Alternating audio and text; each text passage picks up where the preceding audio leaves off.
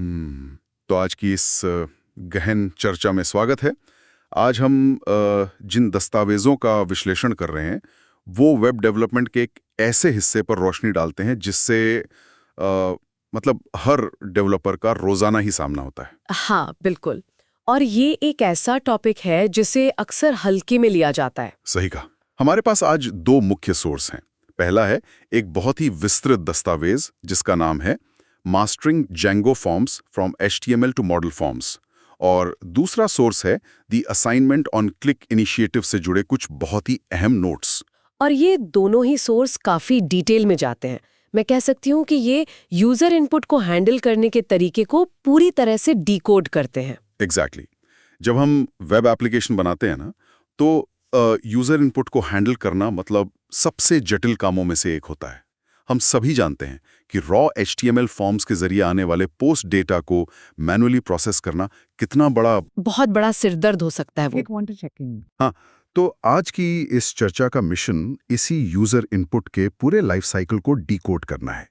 सुनने वालों के लिए हम ये गहराई से समझेंगे कि कैसे जेंगो फ्रेमवर्क इस पूरी मैनुअल और असुरक्षित सी प्रक्रिया को एक बेहद सुरक्षित और स्मार्ट डेटा हैंडलिंग सिस्टम में बदल देता है। बिल्कुल। डेवलपर्स के नजरिए से देखें तो किसी भी एप्लीकेशन में डेटा की एक्यूरेसी और सुरक्षा सबसे ऊपर होती है।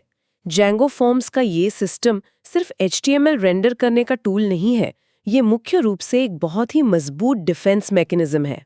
एक रक्षा प्रणाली की तरह काम करता है। हाँ, ये फ्रेमवर्क मैनुअल पार्सिंग और वैलिडेशन के इस पुराने तरीके को पूरी तरह से बदल देता है, जिसमें मतलब गलतियों की गुंजाइश बहुत ज्यादा होती थी। अगर हम इस विषय को इसके तकनीकी महत्व के साथ समझें तो ये साफ हो जाता है कि ये सिस्टम न केवल हजारों लाइनों का कोड बचाता है, बल्कि एप्लीकेशन को उन कॉमन सिक्योरिटी लूपहोल्स से भी बचाता है जो अक्सर छूट जाते हैं। तो चलिए इस चर्चा की शुरुआत बिल्कुल बेसिक लेवल से करते हैं ताकि हम प्रॉब्लम की जड़ को समझ सकें। हम सीधे जेंगो की क्लास या मेथड्स पर जाने से पहले उस स्थिति पर बात करते हैं जब कोई फ्रेमवर्क नहीं होता। प्योर HTML की बात कर रहे हैं आप? हाँ, मतलब हम सभी को पता है कि जब कोई बेसिक HTML फॉर्म, जिसमें मान लीजिए बस नाम और ईमेल के फील्ड्स हैं, वो सर्वर के किसी सबमिट एंड पॉइंट पर पोस्ट रिक्वेस्ट भेजता है, तो असल में होता क्या है? सर्वर को सिर्फ स्ट्रिंग्स की एक डिक्शनरी मिलती है। सही कहा। और यहीं से एक डेवलपर के लिए असली परेशानी शुरू होती है। रॉ HTML फॉर्म्स केवल डेटा को ब्राउजर से सर्वर तक पहुंचाने का एक जरिया है। उनमें खुद की कोई इंटेलिजेंस नहीं होती। वो बस एक पोस्टमैन की तरह है। बिल्कुल सटीक एनालॉजी है ये। जब वो डेटा सर्वर पर पहुंचता है तो डेवलपर को मैन्युअली चेक करना पड़ता है कि क्या ईमेल नाम की की उस डिक्शनरी में मौजूद है।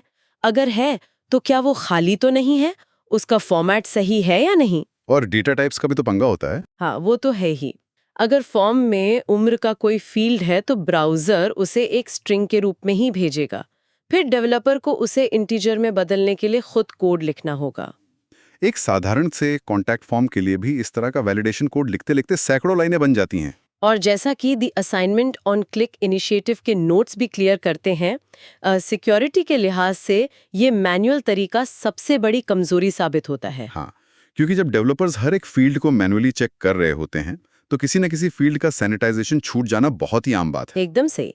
मान लीजिए किसी ने मैसेज बॉक्स में कोई मैलिशियस जावास्क्रिप्ट कोड डाल दिया और डेवलपर ने उसे बिना साफ किए डेटाबेस में सेव कर लिया।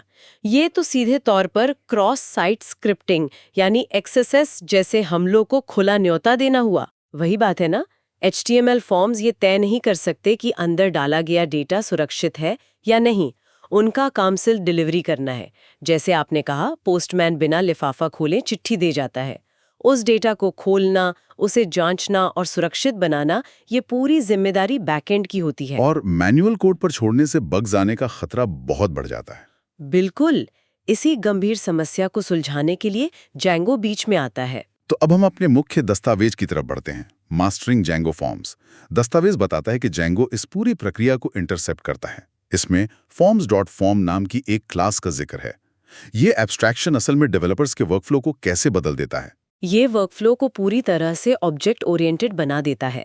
जेंगो में फॉर्म्स केवल HTML का हिस्सा नहीं होते, बल्कि वे पाइथन की क्लासेस होते हैं।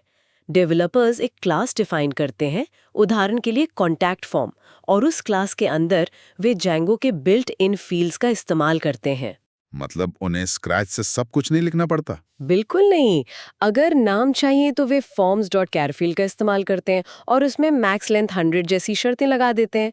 अगर ईमेल चाहिए तो सीधे forms.email फील्ड लिख देते हैं। इसका मतलब है कि ईमेल को वैलिडेट करने के लिए कोई लंबा चौड़ा रेगुलर एक्सप्रेशन लिखने की जरूरत नहीं है। फ्रेमवर्क खुद समझ जाता है कि ईमेल फील्ड का मतलब क्या है। हाँ, Django बैकग्राउंड में वो सारा रेगुलर एक्सप्रेशन खुद ही हैंडल कर लेता है। लेकिन बैकएंड वैलिडेशन के अलावा फ्रंट एंड पर भी तो बहुत सारा काम होता है। हर एक इनपुट टैग, उसके लेबल्स, और अगर यूजर ने कोई गलती की है तो उस एरर मैसेज को HTML में मैन्युअली लिखना भी तो एक थका देने वाला काम है। Django का फॉर्म सिस्टम इस दूसरी प्रॉब्लम को भी उतनी ही खूबसूरती से सुलझाता है। चूंकि Django को उस पाइथन क्लास से फॉर्म के पूरे स्ट्रक्चर की जानकारी मिल जाती है, इसलिए वो HTML को अपने आप जनरेट कर सकता है। तो टेम्पलेट रेंडरिंग बहुत आसान हो जाती है। एकदम आसान। टेम्पलेट रेंडरिंग के दौरान डेवलपर्स को केवल form.asp जैसा एक छोटा सा टैग लिखना होता है कर्ली ब्रेसेस के अंदर। ये टैग पूरे फॉर्म को पैराग्राफ टैग्स के रूप में रेंडर कर देता है। और अगर डिजाइन की रिक्वायरमेंट अलग हो तो एज टेबल का इस्तेमाल करके इसे टेबल के रूप में या एज यूएल का इस्तेमाल करके लिस्ट के रूप में भी दिखाया जा सकता है। ये अपने आप इनपुट के नाम, आईडी और सबसे इंपॉर्टेंट बात, अगर कोई वैलिडेशन फेल होता है तो ठीक उसी फील्ड के बगल में एरर मैसेज लगा देता है। ये यकीनन कोड के रिपीटिशन को बहुत कम कर देता है। लेकिन जब हम टेम्पलेट रेंडरिंग की बात कर रहे हैं तो दस्तावेज में एक और अहम टैग पर काफी जोर दिया गया है, CSRF टोकन। हाँ, cross site request forgery token. बिल्कुल। ये समझना तो आसान है कि ये हमलों से बचाता है, लेकिन क्या हर फॉर्म के साथ इस तरह के टोकन को मैनेज करना बैकएंड प्रोसेसिंग पर बहुत ज्यादा ओवरहेड नहीं डालता? अगर इस टोकन को मैन्युअली जनरेट, स्टोर और वैलिडेट करना पड़ता तो निश्चित रूप से ये एक बड़ा ओवरहेड होता। लेकिन Django का मिडलवेयर इस पूरे भारी काम को बैकग्राउंड में खुद ही संभाल लेता है। अच्छा, तो डेवलपर को कुछ एक्स्ट्रा नहीं करना होता? बस टेम्पलेट में वो टैग लगाना होता है। जब डेवलपर वो टैग लगाता है तो Django फॉर्म के अंदर एक हिडन इनपुट फील्ड डाल देता है जिसमें एक यूनिक और सेशन स्पेसिफिक टोकन होता है। और सबमिट करते टाइम क्या होता है?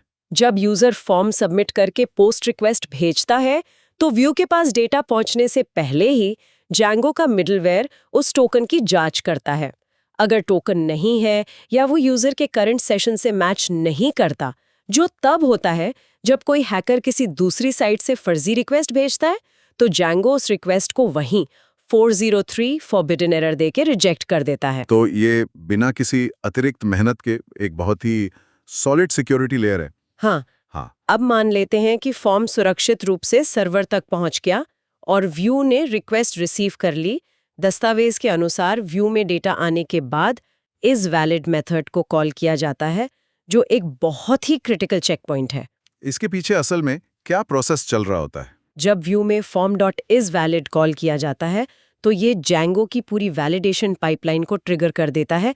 ये मेथड फॉर्म में मौजूद हर एक फील्ड को उठाता है और उस पर तय किए गए रूल्स को अप्लाई करता है। मतलब वो चेक करता है कि जो रिक्वायर्ड फील्ड है वो खाली तो नहीं है। हाँ, क्या फील्ड खाली है, क्या कैरेक्टर फील्ड अपनी तय की गई मैक्स लेंथ के अंदर है, क्या ईमेल का सिंटैक्स सही है। अगर ये सारी जांच सफल होती है तो ये मेथड ट्रू रिटर्न करता है और सारा जांचा हुआ डेटा एक स्पेशल डिक्शनरी में डाल देता है, जिसे क्लीन्ड डेटा कहते हैं। इस क्लीन डेटा वाले हिस्से पे थोड़ा और गहराई से बात करना जरूरी है, क्योंकि ये नए डेवलपर्स के लिए अक्सर थोड़ा कंफ्यूजिंग होता है। क्या ये सिर्फ वही रॉ डेटा है जिसमें से कुछ खतरनाक HTML टैग्स हटा दिए गए हैं, या इसके पीछे कुछ और भी है? ये बहुत ही बढ़िया सवाल है। Django के कॉन्टेक्स्ट में क्लीनिंग का मतलब केवल सैनिटाइजेशन नहीं है, बल्कि ये टाइप कन्वर्जन भी है। टाइप कन्वर्जन से आपका मतलब डेटा टाइप्स बदलने से है? बिल्कुल। जैसा कि हमने पहले डिस्कस किया था कि रॉ HTML फॉर्म्स सब कुछ स्ट्रिंग के रूप में भेजते हैं। अगर फॉर्म में किसी ने अपनी उम्र 25 डाली है तो वो 25 एक स्ट्रिंग होगी। लेकिन जब डेटा क्लीन्ड डेटा में आता है तो Django उसे असली पाइथन इंटीजर में बदल चुका होता है। ये तो बहुत हैंडी है। हाँ, अगर कोई डेट फील्ड है तो वो एक proper Python date time object बन चुका होता है। इसका मतलब है कि डेवलपर्स इस क्लीन्ड डेटा को बिना किसी एक्स्ट्रा टाइप कास्टिंग के सीधे अपने लॉजिक या डेटाबेस क्वेरीज में यूज कर सकते हैं। और दस्तावेज ये भी सुझाव देता है कि सफलतापूर्वक डेटा प्रोसेस करने के बाद हमेशा HTTP रिस्पॉन्स रीडायरेक्ट का उपयोग करके यूजर को थैंक्स पेज पर भेज देना चाहिए। हाँ, ताकि यूजर के पेज रिफ्रेश करने पर फॉर्म दोबारा सबमिट ना हो जाए। डबल सबमिशन एक बहुत कॉमन इशू है। बिल्कुल। टाइप कन्वर्जन वाकई में एक बड़ी सुविधा है, लेकिन यहाँ से हम एक बहुत ही दिलचस्प मोड़ पर आते हैं। forms.form बहुत पावरफुल है, इसमें कोई शक नहीं, लेकिन ज़्यादातर वेब एप्लीकेशंस का मेन गोल यूजर से डेटा लेना और उसे डेटाबेस में सेव करना होता है। सही बात है। अगर हमारे पास डेटाबेस में किसी कॉन्टैक्ट के लिए पहले से एक मॉडल मौजूद है जिसमें नाम, ईमेल और मैसेज की फील्ड्स हैं और हम उसी काम के लिए एक नॉर्मल फॉर्म बनाते हैं, तो हमें वे सारे फील्ड्स models.py और forms.py दोनों जगहों पर लिखने पड़ेंगे। ये तो सीधे तौर पर ड्राई यानी डोंट रिपीट योरसेल्फ प्रिंसिपल के खिलाफ लगता है। ये बिल्कुल ड्राई प्रिंसिपल का उल्लंघन है और डेवलपर्स के टाइम की बर्बादी भी। इसी सटीक समस्या को हल करने के लिए जेंगो में मॉडल फॉर्म का निर्माण किया गया है। अच्छा, तो मॉडल फॉर्म इसी रेपिटेशन को रोकता है। हाँ, दस्तावेज इसे बॉयलर प्लेट कोड से आज़ादी का सबसे बड़ा टूल बताता है। एक मॉडल फॉर्म असल में डेटाबेस मॉडल और HTML फॉर्म के बीच एक डायरेक्ट ब्रिज की तरह काम करता है। ये आपके डेटाबेस मॉडल को पढ़ता है और उसके बेसिस पर फॉर्म के फील्ड्स अपने आप तैयार कर देता है। तो अगर किसी प्रोजेक्ट में कॉन्टैक्ट मॉडल पहले से बना हुआ है, तो एक डेवलपर बिना कोड रिपीट किए उसका फॉर्म कैसे बनाएगा? ये काम कैसे करता? ये बहुत ही सीधा प्रोसेस है। डेवलपर्स एक क्लास बनाते हैं जो forms.modelForm को इनहेरिट करती है। इस क्लास के अंदर वे बस एक नेस्टेड मेटा क्लास डिफाइन करते हैं। उस मेटा क्लास में क्या क्या होता है? इसमें केवल 2 मुख्य चीजें बतानी होती हैं। पहला model is equal to contact, यानी किस मॉडल के लिए फॉर्म बनाना है, और दूसरा फील्ड्स इज इक्वल टू एक लिस्ट पास करनी होती है जिसमें नाम, ईमेल और मैसेज जैसे फील्ड्स होते हैं जो फॉर्म में दिखाने हैं। और बाकी सारा काम जेंगो खुद समझ लेता है? बिल्कुल, जेंगो उस कॉन्टैक्ट मॉडल को एनालाइज करता है। अगर डेटाबेस मॉडल में नाम को कैर फील्ड के रूप में डिफाइन किया गया है, तो फॉर्म में अपने आप कैर फील्ड बन जाएगा। अगर मैसेज एक टेक्स्ट फील्ड है, तो फॉर्म में उसके लिए एक बड़ा टेक्स्ट एरिया विजेट लगा दिया जाएगा। और जो वैलिडेशन रूल्स मॉडल में हैं, उनका क्या? वो भी आ जाते हैं। मॉडल में लगाए गई शर्तें, जैसे कोई फील्ड रिक्वायर्ड है या नहीं, या उसकी अधिकतम लंबाई क्या है, वो सब फॉर्म के वैलिडेशन रूल्स में अपने आप शामिल हो जाती हैं। ये सचमुच बहुत सारा मैनुअल काम खत्म कर देता है। लेकिन दस्तावेज पढ़ने पर ऐसा लगता है कि असली आहा मोमेंट डेटा को सेव करते टाइम आता है। नॉर्मल फॉर्म में डेवलपर्स को क्लीन्ड डेटा से एक एक वैल्यू निकालकर मॉडल का एक नया ऑब्जेक्ट बनाना पड़ता है। मॉडल फॉर्म इस प्रोसेस को कैसे बदलता है? मॉडल फॉर्म इस पूरी लंबी प्रोसेस को सिर्फ एक मेथड कॉल में समेट देता है, और वो है form.save। बस इतना ही? हाँ, चूंकि ये फॉर्म सीधे तौर पर एक स्पेसिफिक मॉडल से जुड़ा हुआ है, इसलिए जब व्यू में इस वैलिड चेक पास हो जाता है, तो डेवलपर को सिर्फ form.save लिखना होता है। ये इकलौता मेथड उस सारे साफ किए गए डेटा को लेता है, डेटाबेस मॉडल का एक नया इंस्टेंस बनाता है और उसे सीधे डेटाबेस में सेव कर देता है। लेकिन एक प्रैक्टिकल सवाल है, क्या होगा अगर डेवलपर को डेटाबेस में सेव करने से पहले उस डेटा में कुछ और भी जोड़ना हो? मान लीजिए जो यूजर लॉगिन है उसकी आईडी भी उस रिकॉर्ड के साथ सेव करनी हो। इसके लिए जेंगो एक बहुत ही बेहतरीन ऑप्शन देता है, commit equal to false। form.save bracket में commit equals to false। Exactly. जब डेवलपर ये कमांड इस्तेमाल करता है, तो मॉडल फॉर्म डेटाबेस में सेव किए बिना उस मॉडल का एक ऑब्जेक्ट रिटर्न कर देता है मेमोरी में।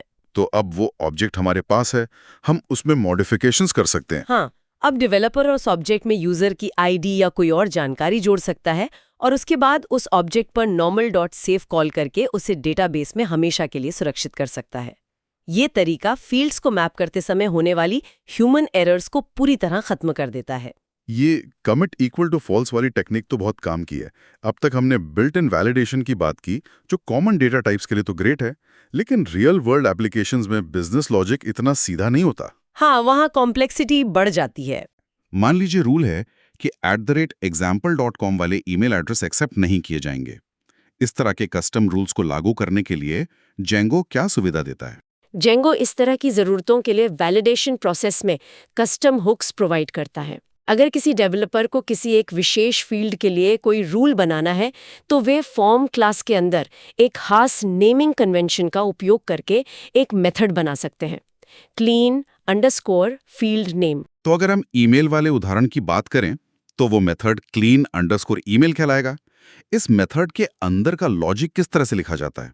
इस क्लीन ईमेल मेथड के अंदर डेवलपर सबसे पहले self.cleanedData.get का इस्तेमाल करके वो ईमेल निकालता है जिसे यूजर ने सबमिट किया है। फिर उस पर अपना कस्टम लॉजिक लगाया जाता है। मतलब कोई भी इफ कंडीशन लगा सकते हैं? बिल्कुल, एक पाइथन इफ कंडीशन लगाकर चेक किया जाता है कि क्या उस ईमेल में example.com मौजूद है। अगर है तो डेवलपर forms.validation एरर रेज करता है और उसमें अपना कस्टम मैसेज डाल देता है, जैसे कि इस डोमेन के ईमेल अलाउड नहीं है। और अगर ईमेल सही है तो इस मेथड को वो साफ किया हुआ ईमेल वापस रिटर्न करना होता है। Django खुद उस वैलिडेशन एरर को पकड़ता है और HTML रेंडर करते समय उस मैसेज को ठीक ईमेल फील्ड के ऊपर दिखा देता है। ये किसी एक फील्ड के लिए तो बहुत अच्छे से काम करेगा, लेकिन कई बार वैलिडेशन रूल्स ऐसे होते हैं जो एक से ज्यादा फील्ड्स पर डिपेंड करते हैं। Cross field validation. मान लीजिए हमें चेक करना है कि यूजर ने नाम और मैसेज दोनों डाले हैं, लेकिन उसके मैसेज के अंदर कोई खास स्पैम शब्द लिखा हुआ है और हम उसे ब्लॉक करना चाहते हैं। ये कैसे होगा? जब वैलिडेशन एक से ज्यादा फील्ड्स पर निर्भर करता है तो डेवलपर्स फॉर्म की मेन क्लीन मेथड को ओवरराइड करते हैं। इस मेथड के अंदर पूरा का पूरा क्लीन डेटा डिक्शनरी अवेलेबल होता है। हाँ, तो हम सारे फील्ड्स को एक साथ एक्सेस कर सकते हैं। हाँ, डेवलपर वहां से नाम और मैसेज दोनों को एक्सेस कर सकता है। अगर नाम मौजूद है और मैसेज के अंदर वो स्पैम वर्ड मिलता है तो वे self.addError मेथड का इस्तेमाल कर सकते हैं। self.addError? हाँ, इस मेथड की खासियत ये है कि आप ये तय कर सकते हैं कि एरर मैसेज किस फील्ड पर दिखाना है। डेवलपर चाहे तो उसे मैसेज फील्ड के साथ अटैच कर सकता है या फिर उसे एक नॉन फील्ड एरर के रूप में पूरे फॉर्म के टॉप पर दिखा सकता है। ये तो डेवलपर्स को पूरे फॉर्म के डेटा पर पूरा कंट्रोल दे देता है। अब यहाँ एक ऐसा सवाल उठता है जिस पर डेवलपर्स के बीच अक्सर काफी लंबी बहस होती है। आज के समय में हमारे पास जावास्क्रिप्ट और रिएक्ट या व्यू जैसे बेहतरीन फ्रंट एंड फ्रेमवर्क्स मौजूद हैं। हम ये सारा वैलिडेशन, डोमेन चेक करना, पासवर्ड की ताकत जांचना, ये सब ब्राउजर के लेवल पर ही कर सकते हैं। हाँ, फ्रंट एंड वैलिडेशन आजकल बहुत कॉमन है। तो क्या क्लाइंट साइड जावास्क्रिप्ट वैलिडेशन होने के बाद Django का ये सर्वर साइड वैलिडेशन रिडंडेंट नहीं हो जाता? मतलब इसकी जरूरत ही क्या है? ये वेब डेवलपमेंट में होने वाली सबसे खतरनाक गलतफहमियों में से एक है और दस्तावेज इस पर बहुत क्लियर डिफरेंस बताता है। जावास्क्रिप्ट के जरिए किया जाने वाला क्लाइंट साइड वैलिडेशन पूरी तरह से यूजर एक्सपीरियंस यानी UX को बेहतर बनाने के लिए होता है, ताकि यूजर को तुरंत पता चल जाए कि उसने गलती की है। बिल्कुल, ये यूजर को तुरंत फीडबैक देता है, जो अच्छी बात है। लेकिन अगर हम सिक्योरिटी के पॉइंट ऑफ व्यू से बात करें तो क्लाइंट साइड वैलिडेशन का कोई मोल नहीं है। ऐसा इसलिए क्योंकि हम क्लाइंट या ब्राउजर के एनवायरनमेंट पर भरोसा नहीं कर सकते, राइट? 100% सही। ब्राउजर पूरी तरह से यूजर के कंट्रोल में होता है। कोई भी व्यक्ति अपने ब्राउजर की सेटिंग्स में जाकर जावास्क्रिप्ट को डिसेबल कर सकता है। और हैकर्स तो ब्राउजर यूज ही नहीं करते होंगे। वही तो, कोई टेक्निकल नॉलेज रखने वाला इंसान पोस्टमैन या कर्ल जैसे टूल्स का उपयोग करके सीधे सर्वर के एंड पॉइंट पर एक मलिशियस पोस्ट रिक्वेस्ट भेज सकता है। अगर बैकएंड ये सोचकर बैठा है कि डेटा तो फ्रंट एंड से चेक होकर ही आएगा, तो वो खतरनाक डेटा सीधे आपके डेटाबेस में घुस जाएगा। ये तो बहुत बड़ा रिस्क है। बहुत बड़ा रिस्क है।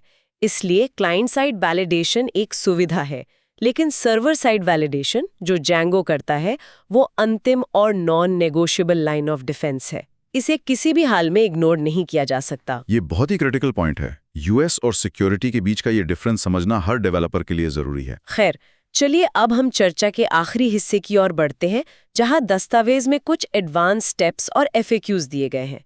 हमने नया डेटा सेव करने की बात कर ली, लेकिन वेब एप्लीकेशंस में एग्जिस्टिंग डेटा को एडिट करना भी एक बहुत बड़ा टास्क होता है। हाँ, प्रोफाइल अपडेट करना या सेटिंग्स बदलना। बिल्कुल, अगर कोई यूजर अपनी प्रोफाइल अपडेट कर रहा है तो फॉर्म में उसका पुराना नाम और ईमेल पहले से भरा हुआ कैसे दिखाया जाता है? प्री फिलिंग कैसे होती है? ये इस बात पे डिपेंड करता है कि आप किस तरह का फॉर्म यूज कर रहे हैं। अगर आप एक बेसिक forms.form का उपयोग कर रहे हैं तो व्यू में फॉर्म का इंस्टेंस बनाते समय एक इनिशियल डिक्शनरी पास की जा सकती है। जैसे इनिशियल इक्वल टू नाम और वैल्यू की डिक्शनरी। हाँ, जैसे इनिशियल इक्वल टू नेम और जॉन डो। जब जैंगो उस फॉर्म को रेंडर करेगा तो नाम वाले इनपुट बॉक्स में जॉन डो पहले से लिखा हुआ मिलेगा। और अगर वो मॉडल फॉर्म का इस्तेमाल करके किसी डेटाबेस रिकॉर्ड को एडिट कर रहे हो तब क्या होगा? तब तो ये प्रोसेस और भी ज़्यादा सिंपल हो जाती है। डेवलपर्स को बस डेटाबेस से उस ऑब्जेक्ट को लाना होता है और उसे फॉर्म में इंस्टेंस आर्ग्यूमेंट के रूप में पास कर देना होता है। तो हम लिखते हैं कॉन्टैक्ट मॉडल फॉर्म ब्रैकेट में इंस्टेंस इक्वल टू वो ऑब्जेक्ट। बिल्कुल, जैंगो खुद उस ऑब्जेक्ट के सारे एट्रीब्यूट्स को पढ़ता है और फॉर्म के हर एक फील्ड में सही डेटा अपने आप भर देता है। ये वाकई बहुत कन्वीनियंट है। इसी से जुड़ा एक और एडवांस टॉपिक है डायनामिक फॉर्म्स का। कई बार सिचुएशंस ऐसी होती हैं कि फॉर्म का स्ट्रक्चर रन टाइम पर बदलना पड़ता है। हाँ, कंडीशनल फील्ड्स दिखाने होते हैं। जैसे मान लीजिए अगर लॉगिन करने वाला यूजर एक एडमिन है तो उसे फॉर्म में एक एक्स्ट्रा ड्रॉप डाउन फील्ड दिखना चाहिए, लेकिन एक नॉर्मल यूजर को वो फील्ड नहीं दिखना चाहिए। फॉर्म को इस तरह से डायनामिक कैसे बनाया जाता है, क्योंकि ये तो कोई स्टैटिक एचटीएमएल नहीं है। डायनामिक फॉर्म्स बनाना डेवलपर्स को अक्सर मुश्किल लगता है, लेकिन अगर पाइथन के ऑब्जेक्ट ओरिएंटेड कॉन्सेप्ट्स क्लियर हों तो ये काफी आसान है। एक जैंगो फॉर्म आखिर में एक पाइथन क्लास ही तो है। जब भी इस क्लास से कोई फॉर्म इनिशियलाइज होता है तो उसकी इनिट मेथड कॉल होती है। तो हम उस इनिट मेथड को कस्टमाइज करते हैं। बिल्कुल, फॉर्म को डायनामिक बनाने के लिए डेवलपर्स इसी इनिट मेथड को ओवरराइड करते हैं। यानी हम फॉर्म के बनने के प्रोसेस के बीच में इंटरफेयर करते हैं। हाँ, मान लीजिए जब हम व्यू से फॉर्म कॉल करते हैं तो हम उसमें करंट यूजर ऑब्जेक्ट को एक आर्गुमेंट की तरह पास कर देते हैं। फिर इनिट मेथड के अंदर हम उस यूजर को निकालते हैं और सुपर का इस्तेमाल करके फॉर्म की पेरेंट इनिट मेथड को कॉल करते हैं। और फिर हम उस यूजर के बेसिस पर फील्ड्स बदलते हैं। हाँ, इसके बाद हमारे पास self.fields नाम की डिक्शनरी का एक्सेस आ जाता है जिसमें फॉर्म के सारे फील्ड्स मौजूद होते हैं। अब हम चेक कर सकते हैं कि अगर ये यूजर एडमिन है तो हम self.fields में एक नया चॉइस फील्ड जोड़ सकते हैं या फिर किसी एग्जिस्टिंग फील्ड को रिमूव कर सकते हैं। ये तो फॉर्म को पूरी तरह से डायनामिक बना देता है। इस तरह फॉर्म कोई स्टैटिक ढांचा नहीं रह जाता, बल्कि वो एप्लीकेशन की स्टेट और यूजर के रोल के आधार पर अपने आप को ढाल लेता है। ये सच में एक बहुत ही पावरफुल फीचर है जो एप्लीकेशन को हाईली फ्लेक्सिबल बनाता है। तो अगर हम आज की इस पूरी डिटेल डिस्कशन को समराइज करें तो हमने देखा कि कैसे रॉ HTML पोस्ट रिक्वेस्ट की इनसिक्योरिटी और कॉम्प्लेक्सिटी को जैंगो का फॉर्म सिस्टम सॉल्व करता है। हाँ, हमने काफी कुछ कवर कर लिया। हमने forms.form के एब्स्ट्रैक्शन मॉडल फॉर्म की ड्राई फिलॉसफी, कस्टम वैलिडेशन के हुक्स और डायनामिक जनरेशन पर गहराई से बात की। मेन टेकअवे यही निकलता है कि ये फॉर्म सिस्टम सिर्फ HTML रेंडरिंग के लिए नहीं है, बल्कि ये डेटा इंटेग्रिटी और सिक्योरिटी कंफर्म करने का एक पूरा इकोसिस्टम है। एकदम सही। वैलिडेशन, टाइप कन्वर्जन और डेटाबेस मैपिंग जैसे भारी कामों को जैंगो पर छोड़कर डेवलपर्स खुद को उस मैनुअल कोड से आजाद कर लेते हैं जहां बग्स आने के चांसेस सबसे ज्यादा होते हैं। और वो अपने कोर लॉजिक पर फोकस कर पाते हैं। बिल्कुल, ये उन्हें भरोसा देता है कि सिस्टम के अंदर आने वाला डेटा पूरी तरह से सैनिटाइज्ड और सुरक्षित है। ये चर्चा निश्चित रूप से यूजर इनपुट को हैंडल करने का हमारा नजरिया बदल देती है। लेकिन सुनने वालों के लिए रैप अप करने से पहले हमेशा की तरह आइए फ्यूचर की ओर एक नजर डालते हैं। हमारे आज के रिसोर्सेज ट्रेडिशनल वेब फॉर्म्स पर फोकस थे, जहां हम कीबोर्ड से टाइप करते हैं या माउस से चेक बॉक्स टिक करते हैं। लेकिन क्या होगा जब इनपुट की डेफिनेशन ही फंडामेंटली बदल जाएगी? वो कैसे?